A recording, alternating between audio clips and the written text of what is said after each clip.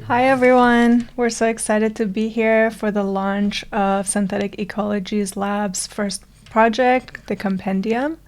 And I am Yasaman Sheri, the principal investigator of the Synthetic Ecologies Lab, and I am here today with our guest curator, Angela Dimayuga, who Hi, everyone. is joining us from New York City. And here with me is my producer, Alexander Boyce, who's sitting beside me, as well as our team, Tamar, Eva, and Ralph, who are in the background supporting the technical and also the Twitch chats. I'm really excited for us to launch this project as part of the lab, which is an R&D part of Serpentine Galleries called the Synthetic Ecologies Lab. The lab's focus is that it works to support artists in the context of emerging biological technologies and ecology by strengthening the foundation of art's critical inquiry and creative practice by intervening into these spaces. By integrating insights derived from existing art science collaborations and as well as exploring the tools and models of collaboration, we're really excited to bring these spaces of sciences and life forms into a critical practice and thinking. Our project today, the Compendium, is the first series that we are going to be exploring, and the Twitch series that we started today is actually the first one. And throughout the summer, we will have live programming through various Twitch events, and I encourage everyone to join them as we will have different folks involved in the conversation, and this will continue up until October 2022. Now, I want to mention a little bit about the project, the Synthetic Ecologies Compendium. As any compendium, it kind of includes a series of archives of collective work. And while we look into the past, we also wanted to look at the current practices that folks have within these spaces that exist in between ecology, life sciences, and also the creative practice. We've invited many different folks to be a part of this. And of course, Angela is our curator who has been really spearheading and leading the way that we are collecting these. One of the reasons we started this project is because we wanted to bring scientific communities and artistic communities in an experimental exchange through iterative narrative building and to continue the emergence of what we call synthetic ecologies, an intersectional field investigating the interconnectedness of culture and living systems in relation to adapting biological advancements. Alongside my wonderful guest, Angela Dimayuga, we also have a team of leading scientists, cultural producers, writers, chefs, artists, and researchers. Collectively, we call them a guild, and we'll walk through that in a second, who work around a particular seasonal thematic motif, in this case, season 1, microbial lores.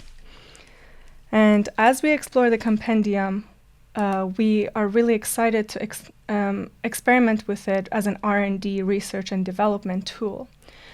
Part of this is because we know for a fact that when folks who are getting involved in ecology and life sciences practices don't have ways that they can potentially engage with knowledge systems that are in silos. So we really wanted to bring intersectional content, intersectional folks who are in different disciplinary practices, and create a space where we can in a live format, look into various topics. And today we're going to deep dive into that.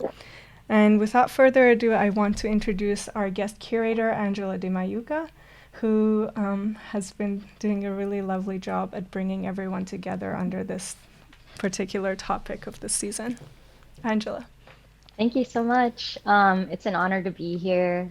This project has been extremely illuminating working with this core team. Getting appointed as guest curator felt like just such an invigorating project. We started to dive into our own relationships to fermentation just at the top of our mind, and this crew put together really helped bring forward these stories of microbial lore. So that's what we want to share with you today. Now, Angela, you call yourself a chef, a cultural producer, and also an artist. Could you tell us a little bit about your background, what kind of work you've done, and how your appointment as a guest curator has contributed to our way of thinking around this particular topic? Yeah, thank you. I am interested in communities. I'm interested in people. And for me, food is a language to explore that. I'm a professional chef, but I identify as a transdisciplinary chef because I'm interested in many things, maybe too many things. And so I also work with nightlife, advocating for queer and BIPOC communities. And I think with food and cooking and nightlife, I am really interested in creating ephemeral experiences that are important to our communities. And I recently co-authored Filipinx, Heritage Recipes from the Diaspora, which is a cookbook about personal storytelling. It's anthropological, it's very design oriented, and that was a really fun project, thinking about myself as a member of the Filipino diaspora. Amazing. One of the things that I love about your practice also is not only that you're a chef and you're looking into food, but you also have this kind of interdisciplinary thinking around fermentation and where fermentation comes from, the ancient practices of fermentation, but also you're very much in touch with the recent technologies around biological technologies that are happening in this space. Now, can you speak a little bit more about the Compendium and how we have been kind of building this community as your practice, and how we are ongoing experimenting with this particular topic? Yeah, fermentation for me is an ongoing experiment as well, personally. I grew up having fermented products, being Filipino American, and as a professional chef, there was a lot of interest in that process. A lot of regulations were formed. I was seeing it a lot in fine dining establishments, and it made it feel somewhat inaccessible. Thinking about the way that wellness is marketed towards us with the probiotic lifestyle, what I call the groupification of wellness, makes it feel that it's something that's on a pedestal. But really, I was interested in guiding conversations with the guild about these ancient stories, these intergenerational stories that we want to hear about. Also, thinking beyond the human, thinking about multi-species fermentation, the importance of that, vessels as microbial memory holders, and also the importance of science, where we're able to really look into these tiny communities that we can't see with the untrained eye and see the interactions of sharing that information over literal growth in a petri dish, thinking about containment in borosilicate glass versus porous materials like clay. So there was a lot there, a lot to discover. So we tried to aggregate as much as we could just from our separate and overlapping interests among the entire guild. Yeah, and when I think about the guild, which is this amazing humans who have been at the intersection of many different fields, I'm thinking about the evolving sketches, the ways that we communicate with one another, the notes, the ways that we explore the human histories, untold and told, and also the knowledge systems that we're kind of bringing together with these invisible scales of life that you're mentioning that govern our everyday life, especially in this day and age with airborne diseases, and also our excitement about fermentation in the kitchen and what's happening in biotech industry and so on, but also our contemporary science and culture and technology. One of the things that I was really excited about working on this project with you and everyone in the guild was really thinking about the stories that we're beginning to tell. And so I really love the title Microbial Lores as, the plural thinking of the storytelling and the framing of how fermentation happens. And I also really love that we've been exploring this notion of diversity from not just the expertise of different disciplines that we come from, but also the different types of content that we have. And we're excited today to share the website that it's an online tool for the Compendium that hopes to grow into many different forms, hopefully a physical tool as well. But because we started this throughout the pandemic, we wanted to really make it a global tool that's accessible through online engagement. And we go live with it today. So maybe we can also kind of dive into it and take a look at the kinds of things that we have provided for folks. And as I mentioned, this is kind of ongoing online web tool that's an infrastructure supported actually by Arena, the platform, and the founder of Arena, Charles Borskowski, who supports the way that we sketch, the way that we converse, the way that we actually do research on these particular topics. I find this fascinating also because, Angela, very early on, we discussed the types of content that exists on the website, which we started with something as simple as a text, or as simple as a video, or as simple as a image. But then we began to talk about more contemporary culture around memes or TikTok videos and things that might seem like they don't exist in sciences, or we shouldn't particularly talk about them in scholarly spaces. But obviously they're very much making the way that we shape reality and the way that we view the world. Can you talk a little bit more about your desire to include that? Because I was super excited about it. Yeah, I think my practice is always considering access and communities when possible. I think that's why I'm always working in a collaborative way with folks in other disciplines, farmers, activists, artists, etc. And so using food as a language, we're able to talk about bigger things, explore our histories.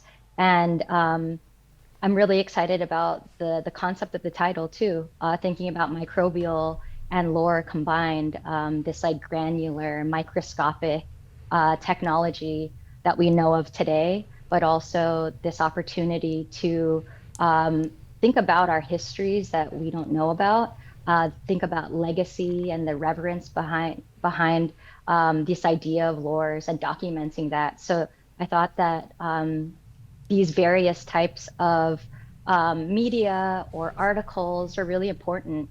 That increases the access of who can see our work and who could see, in various forms, as simple as like a 10-second TikTok, which I really enjoy after getting COVID, sitting at home, and my partner shared TikTok with me, and I felt like it's been huge for learning. Memes are a really fun way to learn about many things, culture, but even microbial culture. I think like the introduction of scientific texts that have been coming from our various guild members have been really illuminating. I think all forms of media are really important in this space if we are trying to access and share the spectrum of the microbial and these bits of history around lore. So I want this to be digestible. I think we all love that. And I think the varying types of media makes it really exciting to flip through. You can click on something that you visually might be interested in. You can learn about, cellular trompe l'oeils with meats and fake meats, but also about indigenous practices with natto as being proteins, or tempeh being important indigenous proteins. So there's an opportunity, I think, to really navigate in a fun way. And I really love the graphic design. The visuals are really important to me to synthesize our vision and the core team behind this, thinking about, ancient legacies in books, but then these bright colors from the various types of screenshots and text and YouTube videos. So I think it really encapsulates that expansiveness of time that we're really interested in exploring and paying reverence to. Yeah, and I think what's interesting also is that there's, when most people think about archives, there's this kind of library that's very serious and you go to, and it's it's a set of resources that's from the past, and you can kind of go through it, which is something I really enjoy. I love libraries. I love free knowledge to be able to go and explore. But one of the things that's unique about this archive also that we're building is that it's ongoing, that is created by many, and that we're also kind of exploring it as a notebook of conversations, because I feel like some of the most important things that have happened throughout building of this has been the way that we just riff off each other and brainstorm and kind of converse in this kind of collective manner.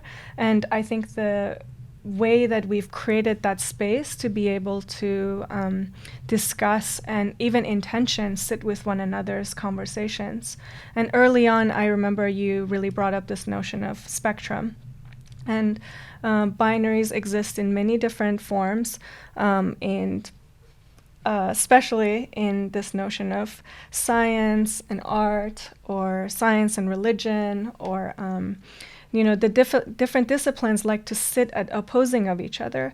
But in this, I guess part of this exploration with our work has been kind of blending that and begin to kind of mix it up a little bit and see it as like parallels and almost multiple universes that you can look through with the lens of.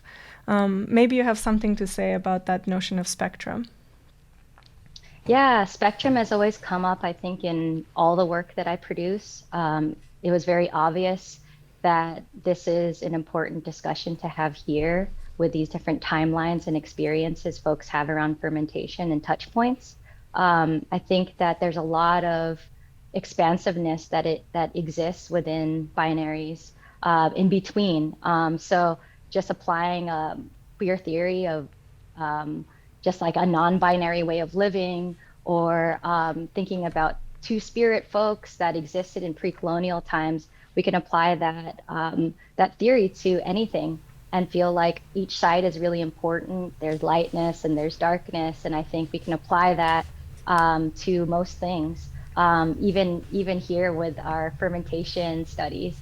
And I think that you can find answers in these liminal spaces. There's a lot of curiosity to be had there. There's playfulness. And everyone in the guild had so many varying opinions where, we would have these beautiful high frequency conversations that we really tried to share with you in the entries of the compendium.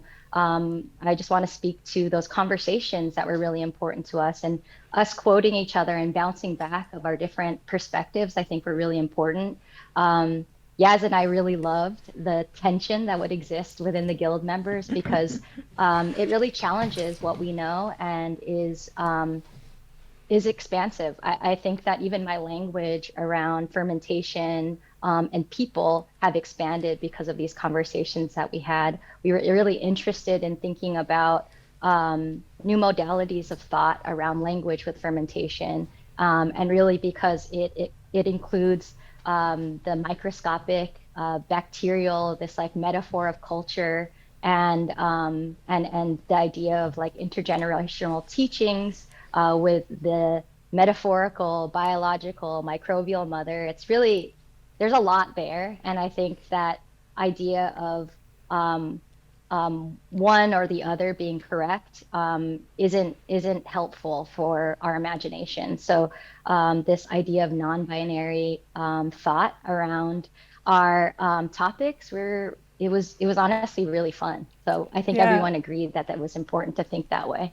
I felt the same way, and I think you're totally right about leaning into the tension, leaning into the, at first everyone comes in with a feeling that there is perhaps a way of thinking that's correct, or that a way of thinking that's which leans into the binary. But the tensions were where we really began to explore and expand the ways that we think. And I think that echoes through the guild too, the way that we've brought folks together who are very, very different disciplinary backgrounds.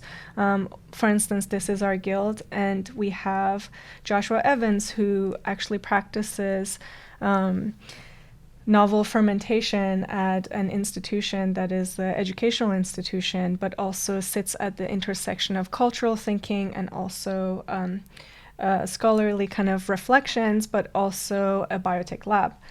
we have Nadia Bernstein, who is a flavor historian, Lucy Chinan, who is a bio-based materials practitioner and researcher. Namita Patel is a fermentation scientist at the Crick Institute, and yet they were speaking about some of their experiences that went beyond the scientific thinking. Sital Solanki, who's a material translator, and Claire Evans, writer and musician. Chiara De Leone, who has been a researcher, of course, our own team, like Alexander Boyce, and many more, as well as Charles Bruskowski, who's been supporting our platform. Now, I think sitting with so many different people from so many different backgrounds has also been helpful for us to kind of go back and forth in our discussions and give new ways of thinking with our angles that we might see the world through. But I remember that early on, we also began to have affinities towards particular topics. And so we've come up with 4 different sub-themes and potentially growing. And why don't we do a quick walkthrough of cellular trompe-l'oeil? Yeah. I just want to speak again to the varying voices of the guild. I feel like they've just been so important to even forming these different topics. Today, while I was showering before this presentation, I was just thinking about how we're kind of like the fermentation Marvel Avengers together. And so, so putting together these different topics was actually quite hard because we all had so many ideas. You'll see in the compendium, there's probably hundreds of entries that you can click around and enjoy. And cellular trompe-l'oeil was a really early interest for me in early conversations with Yaz and Alex, all the folks of the core curatorial team. And I was always interested as a person that works with experiences as a way to communicate, again, in nightlife spaces or cooking, conceptual meals. I love this idea of this two-dimensional object being right in front of you that's supposed to be something else, or you're supposed to feel something else. So being somebody that craves producing experiences for people, I love just it's just honestly hilarious. You look at a wall and it's a painting of a cottage gateway into some sort of elf home. You know, this is it could really range, or like you go to a restaurant and there's beautiful cloudy skies. So I love this idea. When Yaz and I first talked, we talked about how we merged those concepts with cellular trompe-l'oeil. And I think what comes to mind really easily is fake meats. Here's an example. Suddenly, Yaz and I are in the Venetian in Vegas. So this is an experience of a trompe-l'oeil here. Let's hop on that gondola. What's next? What's the next slide?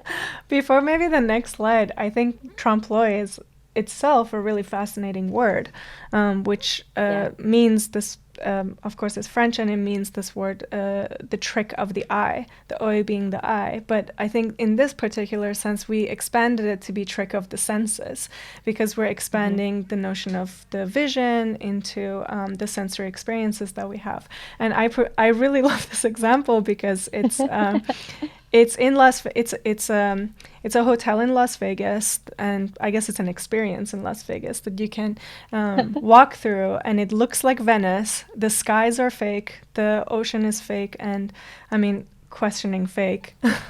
But there's also a history in art history. There's also this notion of trompe-l'oeil, the trick of the eye, to make 2D feel like 3D or feel like a real kind of immersive experience. And here are some examples of some of the things Angela and I have been talking about. And then when we move towards beyond the oeil, being the trompe-l'oeil of the senses, what do we arrive at?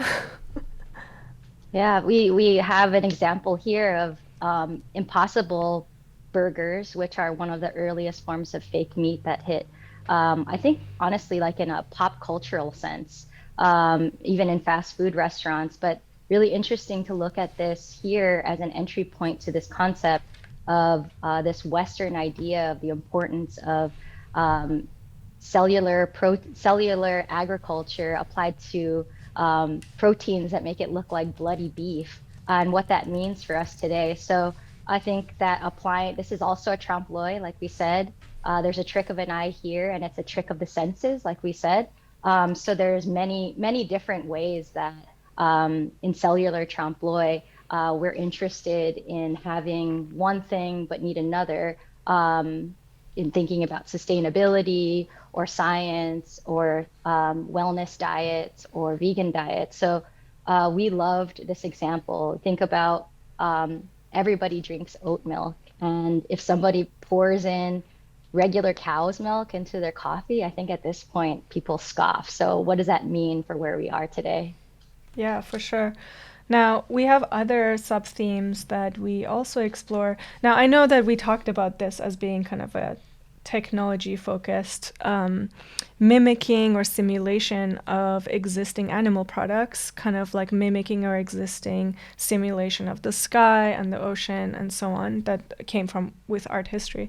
But we also explore different kinds of things that are maybe not as techno-scientific and more kind of coming from a historical background and looking at indigenous practices, something I know that from the beginning we've been really excited and interested in with because as you've mentioned yourself, fermentation is really in, everyone's excited about it, and that's super.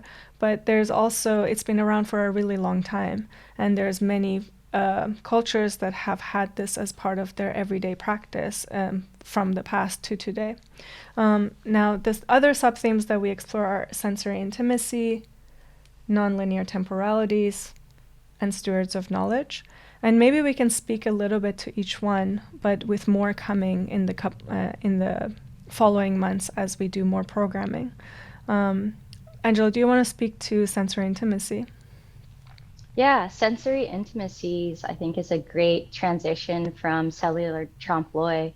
The connection of communities to share knowledge via their senses. I think it's important when we think about our histories and what our contributions are the necessity of a sensory experience. So we thought about oral storytelling that were passed down through intergenerational cultures. We're thinking about the idea that certain cultures didn't have access to writing tools or books where their stories matter. Their stories are the way that families can pass down information. Maybe like one of my entries is really fascinating to me, just thinking about Filipino riddles that were told from a parent to a child or amongst a collective of folks to find ingredients and preserve them. I think those are elements that are often unlooked. And I think also when you're simply producing something, whether it's a lab grown leather or a ferment vinegar, you're looking at the way things looks and feels. You're looking at textures. With certain ferments, you're looking at the way things smell and the way that it bubbles. So that's a way of communication that's really important, and that's beyond these texts and what we're shown on TV, and it shows a connectedness of people. Totally. And I know that we have so many other folks in our guild that also bring up this notion of the senses and how, it's not always necessarily positive either, but there's this spectrum, again, going back to the notion of spectrums of how we experience and what our perceptory apparatus allows us to create around rituals and around practices of the everyday. Another topic that we talked about was nonlinear temporalities. Now, temporalities, time, naturally draws this notion of linearness, and I find it interesting that we began to think about non-linear ways of thinking. And for me, that really translated into looking at the different species and the different ways that we look at time. But also, this comes to the practices of how we slow down or how we speed up, and how we can play with time when we think about living things in fermentation. Do you have some points on that one too? Yeah, I think that was an important feature of our project to think about different species that also survive off of fermentation. Lucy really brought that early to our guild conversations, and it allows us to see like why our version of creating as humans are not the most important when we think about studying leafcutter ants and their huge communities underground that we can't see, that the way that they work together in order to build these mega communities are completely related to how they bring these leaves in, bring them into their tunnels and their homes, sometimes hundreds of feet under the ground. And it makes me think about biomimicry and how we often look at other types of species on how we can coexist or build spaces for each other in community. I think that there's also this importance of folding of time, where again, it's about living within this non-binary timeline as well. We're referencing things from the past, it's acknowledging the past, and time is important to simply turning one product into the next for sustenance and preservation. Yeah, I really love this notion of folding of time. Speaking of which, we've also discussed this idea of being pupils of living beings like the microbes, and being also the pupils of histories and societies that have had many different practices.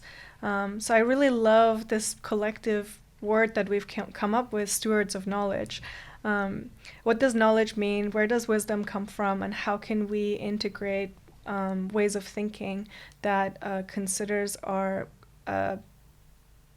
interaction with the living world, right? Early on, I remember we really jammed on this idea of the different the different cultures we come from, and how there's this idea of maps. And I know you were really excited about this notion of maps from Philippines to Mexico, and the way that history is written, the way that history can be rewritten, and potentially draw connections that maybe didn't exist before, or that hasn't been talked about as much, or practices that actually coexist within one another. Yeah. What are your thoughts on Yeah, stewards of knowledge? yeah. I love this. I love this concept. I think what was really fun about creating these topics is to see where us as guild members were all excited. And I think Stewards of Knowledge has the most entries, maybe over 200. And I think there's a lot of opportunity to think about what a steward of knowledge is.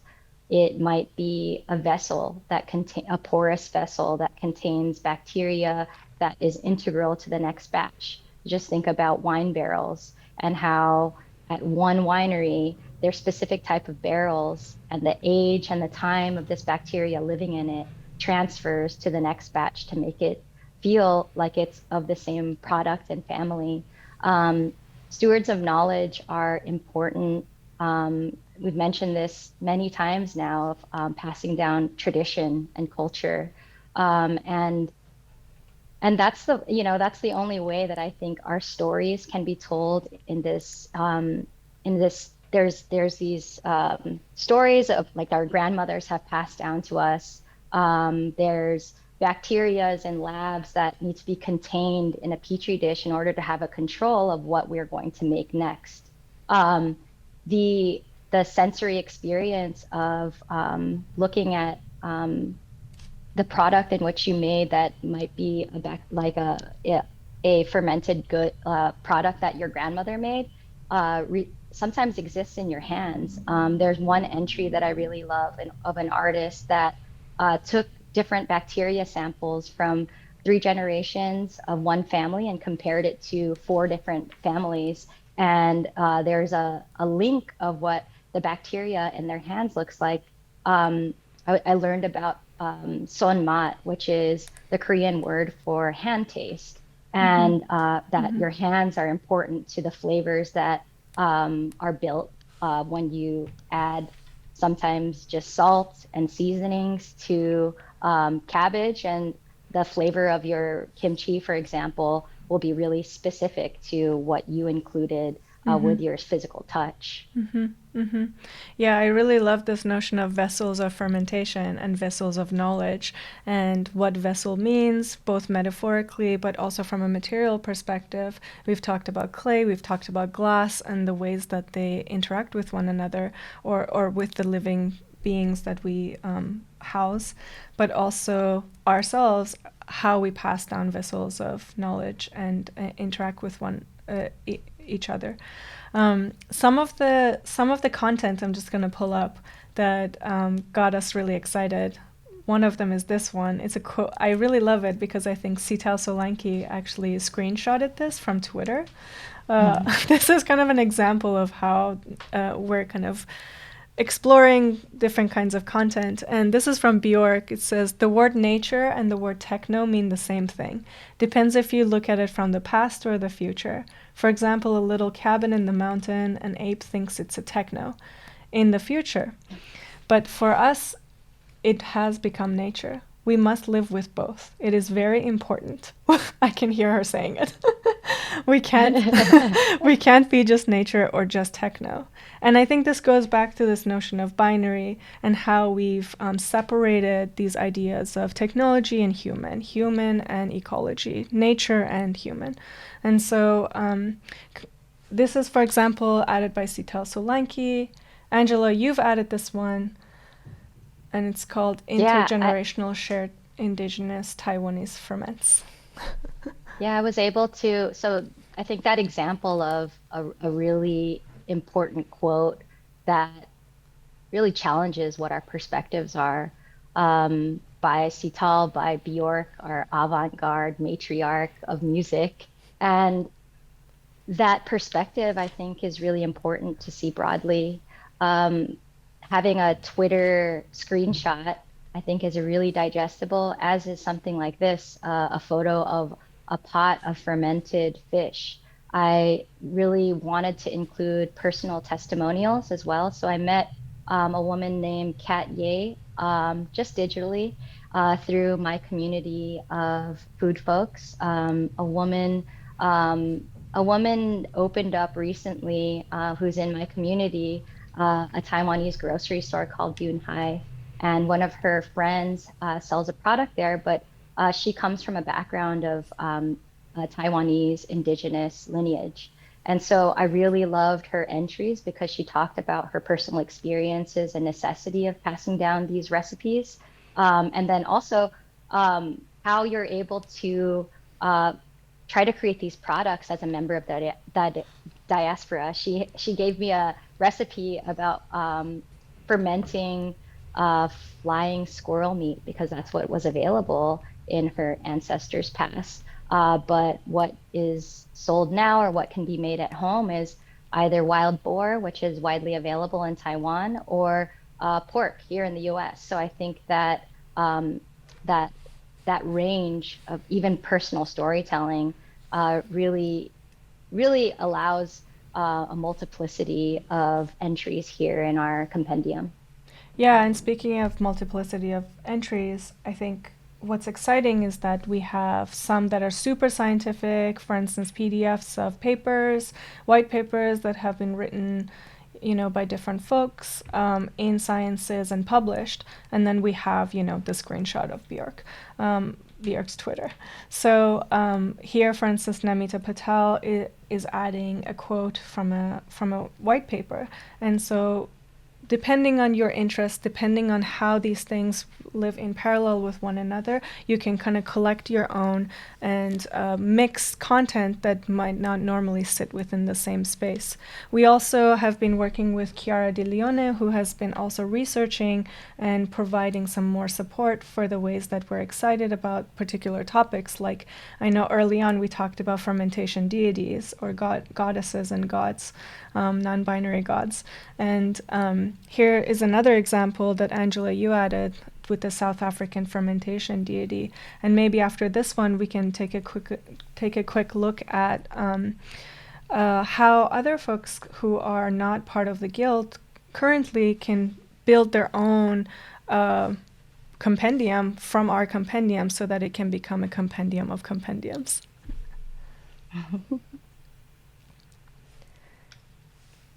Should we move to that? Yeah. So if in our website, you'll see obviously the compendium at the bottom, but each person can actually, for instance, you might be interested in this one.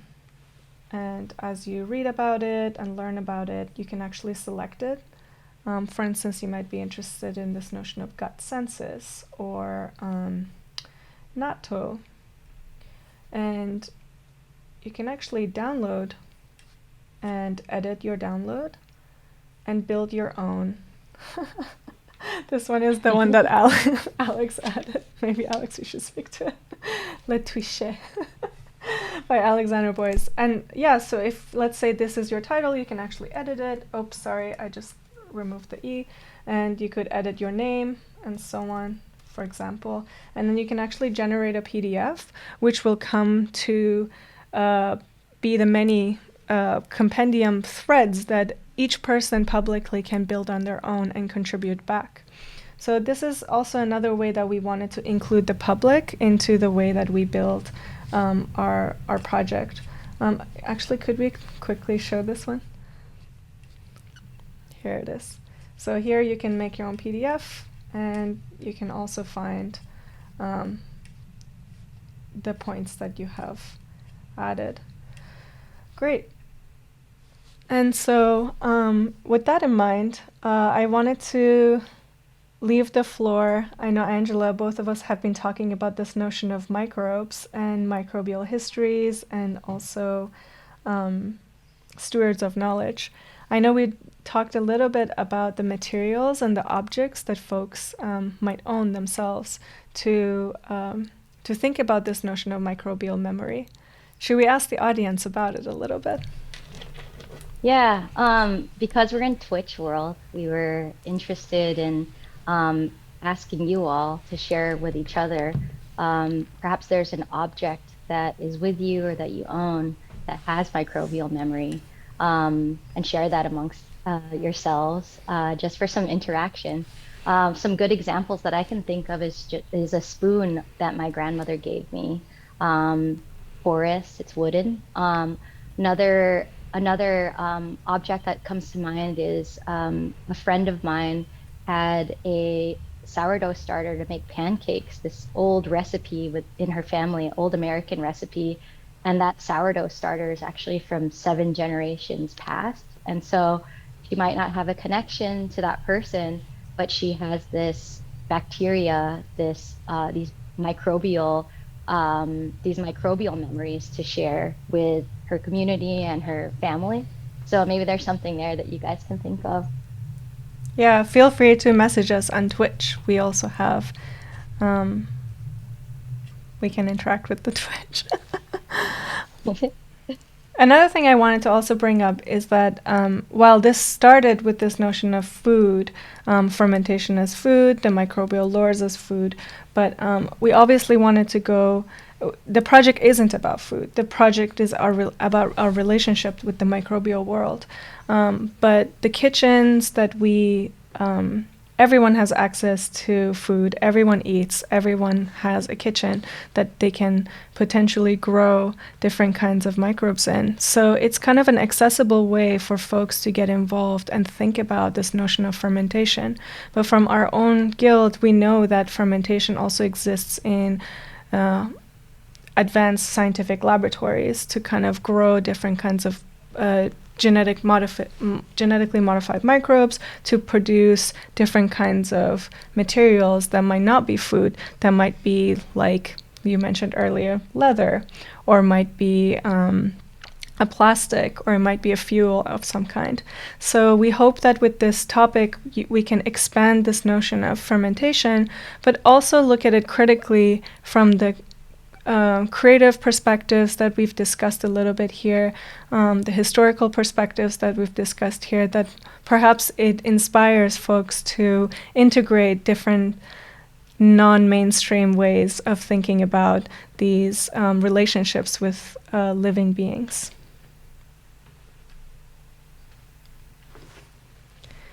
And should we move on to Q&A? Yeah. Angela. This is Alex speaking. Hi, everyone. Hey, Alex. Hi. Such a privilege to have you, Angela, as always. Really quickly, some responses to your question already. Squid Rat said, Ooh. My French press, I never clean it because I read it's better to let the oil from the coffee grounds build up. I rinse it with water. Maybe just outed myself if some folks think that's gross. But first question, who did the design? The design is, so there's two parts. Well, actually there's three parts. So the main design of the website is by Mindy Su, who is also the designer and creator of the Cyber Feminist Index. This is why we were so excited to work with Mindy, and is a lovely friend of mine. So Mindy Su did the design. We also commissioned a typeface designer, Brian Huddleston, who made a specific typeface for us called Century Synthetic. We're excited about that also. And then finally, the artwork that you see happening right now around me and Angela is by Somnath Bhatt, who has created a set of beautiful artwork for this particular thematic motif. I have another response to your question, Angela. Laura la la la la la la la. I have a walnut from my grandmother. The next question. Can I connect this on my own arena? Do you want to answer that? Me? If you want to. I'm actually not sure. I think that we have our entries connected through Arena. I don't know if our Arena is public, or I think because it's a research and development project, I think that's the goal, for other folks to connect to our Arena entries that have gone into the compendium. So is that correct? I love that Cab just responded. Cab is the founder of Cab Arena. Cab is the founder of Cab. Arena. Hi, Cab. He says that we have to make the channels public first. And so that's basically our goal to, once the season is kind of coming to a place where the guild has done the research and development enough that we feel comfortable with the compendium, we also want to make it public. For folks to be able to add their own and really grow this library of sorts. Wind Return asks, is the website live yet? The website is live. It is live. We've been going through it. So we'll make sure to, we always post-produce our conversations, and we'll make sure to communicate and embed links to all our users. Angela, I had a question for you. When we approached you, how did you feel about the project, and what drew you in to make you say yes and get involved? I was so excited that you reached out. I'd actually met Yaz years ago at the Philly Chefs Conference, I think in 2017 or 2018, and learning more about her practice, having a background in fine art and biotech, made me feel really seen, that she was interested in my practice. Of course, I'm very interested in the experimental research labs that Serpentine has been putting together. Even the two words of their research lab where it's synthetic and ecologies is just really fun to think. Anything that can come to mind with those two words together is really exciting to me. Another reason why, many reasons that I was really interested is thinking about an opportunity to speak with these contributors and our curatorial team weekly. So a lot of hours went into us talking and brainstorming about entries, and it was really a great source of inspiration. Because food is a medium to communicate for me rather than my only the lifeblood of my work. It's really about people, and so conversating with these brilliant minds every week was something that really attracted me. There are folks in our guild that I knew about, or I maybe knew about their work prior, and to get an opportunity to create something because that is in this digital space is new and exciting to me, because a lot of my experience lie in research for making conceptual dishes for artists or with artists, or different types of events and parties. Having opportunity to play in this space makes a lot of sense to me.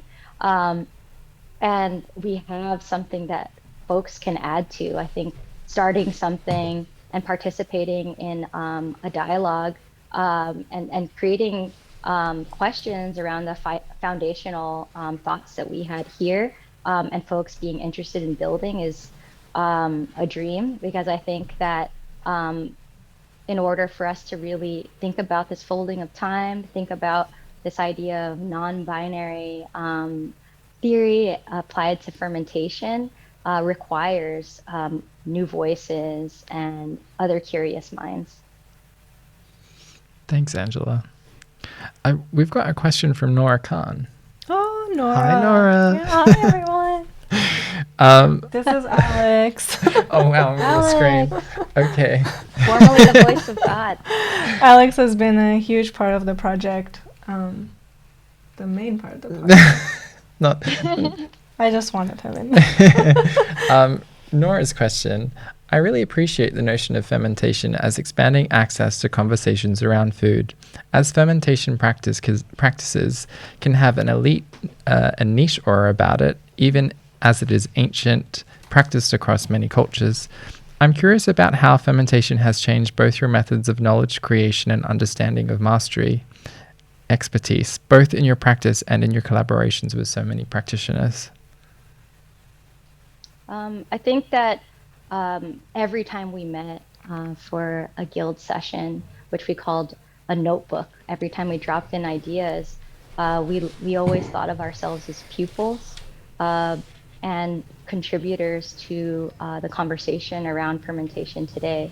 So if we have the opportunity to think about us as pupils and students, there's so many histories to dive into, so many folks that you can talk to about their personal experiences.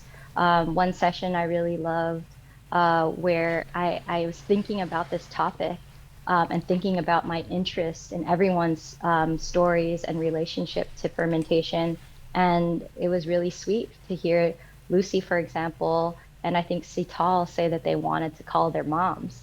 And I think it's always important for me to think about motherhood as not this divine feminine role only, because we have this idea of mothers within the microbial. And so there's so many things to like what Cab would say is rabbit holes to dive into, thinking about how we can be pupils to every story. Yeah, I really like Cab's metaphor, and he would say cookie crumbs of curiosity as well when we were building everything. Yasaman, question for you. I obviously know the answer to this, but it's an important question. Why was fermentation the first area? Yeah, so we talked about it a little bit, but one of the things that comes up in biotechnology is that fermentation is a practice that's used there a lot. And it's essentially just incubating microbes and being able to have them grow. It's an optimal space for different kinds of living beings to expand and grow. But it also is something that's super accessible because everyone knows kitchens, everyone eats, everyone ferments. Something I touched on earlier. So I thought that this would be a nice way to start the project and to expand into these very, very different topics that feel like they are disparate. Like they're very far away from each other. If you think about it, they're like food and biotech and network and garden and deities and time. But it's almost like fermentation was the anchor to all these different topics. So this is what we started with, but and what I had in mind. But working with Angela and working with the guild, it really just not only reaffirmed my intuition, but also really expanded the project to be a lot more, a lot deeper, I would say, than what I started with. So it kind of built upon this multiplicity of thinking, and there were so many things that I didn't even know about. Or, for instance, Angela, we've been learning as well. So we've all been pupils of this notion of fermentation, and I think that's why we started with it. Yeah. Yes, a question that I often get asked too is this a food project though? No. Maybe. We do love food. Angela's a chef. I will refuse. No. Go ahead. Yeah. No, I think that's what we were excited about in Alex and Yaz approaching me, is because I have interest in so many things, and food as a way to communicate, as I've mentioned. This might seem like a food-oriented project, but it's not. And there are many examples of that. You just think about American-made Levi's and indigo. It has ancient histories of indigo vats that require fermentation and being cared for by one craftsperson or a group of craftspeople. They have to find natural ingredients like fruits and vegetables to keep this indigo alive and keep the color. And when you dip your clothing or fabrics into it, it creates this antimicrobial layer, but it started from microbes. Totally. And so this is a garment. Yeah, it's a garment that you can wear. Samurai used to wear undergarments and armor made of indigo. And that's something that I like to deep dive into, and I think is related to fermentation. Of course, vegetation and food is related to it, but it's not the essence of why we think this is important. More of a gateway. Yeah, also you can see in our guild that everyone who practices fermentation their practice looks different, right? Like Namita is part of this fermentation lab at the Crick Institute. Yeah. And it just looks really, really different than a kitchen, but essentially it does very similar things. I just wanted to say thank you, Angela, for being part of this project, because I feel like the whole group has learned so much from you, and you've done such a lovely job of curating these topics. And we're all really, really excited for everyone, the public, to get involved and to build your own compendium. You can see here the examples of a few that we've started with. And watch out for the next couple of months as we essentially grow the compendium to be bigger and bigger and more, fill the holes of the archive a little bit more. So thanks, Alex. Thank you, Alex. I'm super excited to watch the presentations of all the other guild members, so please stay tuned for their announcements as well. Yes. Yeah. Well, we're at time, everybody, so thank you so much for joining us. Thank you again, Angela. Thank you, Yasaman. Thank you, Ralph, Ava, Tamar. Stay tuned for our future Twitch sessions, and we'll be in touch. Thanks, everybody. Bye. Thank you.